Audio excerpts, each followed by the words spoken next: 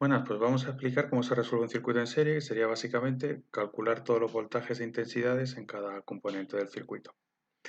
Vale, os lo pongo por pasos, es importante que los hagáis en orden porque a veces vais a necesitar resultados de los pasos anteriores para calcular el paso en el que estáis. Así que es importante ser ordenado en esto.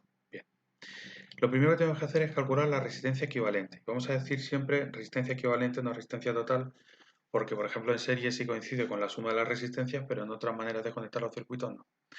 Así que la resistencia equivalente ya demostramos en un vídeo anterior en la simulación que era igual a la suma de todas las resistencias que hubiera en esa rama. Así que así lo calculamos. Si hay dos, si hay tres, sumamos todas y esa es la resistencia equivalente. El segundo paso sería calcular la intensidad total, qué intensidad está inyectando en esa rama la pila que tengamos o la batería, ¿no?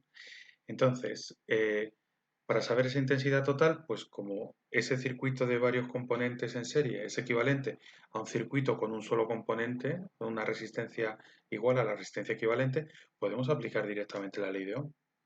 ¿Sí? Así que la intensidad total en ese circuito será el voltaje que está a los extremos de la rama partido por la resistencia equivalente que ya hemos calculado.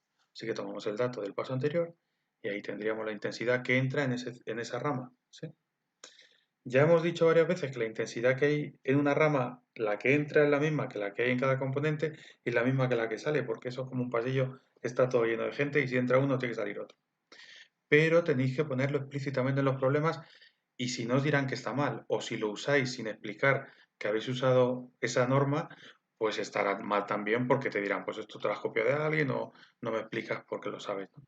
Así que hay que poner explícitamente que, y si te sale que la intensidad total son 0,5 amperios, pues tú tienes que poner, como estamos en serie, I1 es igual a I total, así que I1 es 0,5 amperios. E I2 es igual a I total, así que I2 es igual a 0,5 amperios. Tienes que poner todo eso. Y si no, estará mal. Y por último, ya, porque ya hablaremos de cálculo de potencia, ¿no? Que sería V por I, ya está, ¿no? Pero por último, quiero explicaros que debéis calcular el voltaje en cada componente. Y en cada componente, nosotros ya conocemos el valor de la intensidad porque lo hemos calculado. Y el valor de la resistencia suele ser un dato del problema, que te dan los anillitos de la resistencia, te dicen, hemos puesto dos resistencias en serie, una de 330 y otra de 240, ahí tienes el valor de la resistencia, ¿no? Así que para cada componente tienes que calcular el voltaje, porque recuerdo que en serie el voltaje en cada componente no es el voltaje de la pila que yo tengo puesta al principio y al final de la rama, de esa rama en serie. Y los voltajes tampoco o sea, la suma de todos los voltajes es el voltaje total, pero no se reparten equitativamente. Si yo tengo tres resistencias, no va un tercio del voltaje cada resistencia. Así que hay que calcular explícitamente cuál es el voltaje en cada una, pero la intensidad la tenemos del apartado anterior y la resistencia es un dato del problema, así que usando la ley de Ohm, como en cada componente se debe cumplir, en cada resistencia, se cumple la ley de Ohm, la calculamos y listo, ¿vale? Así que ahora en el vídeo siguiente paso a haceros un ejemplo numérico y ya lo tendréis súper claro.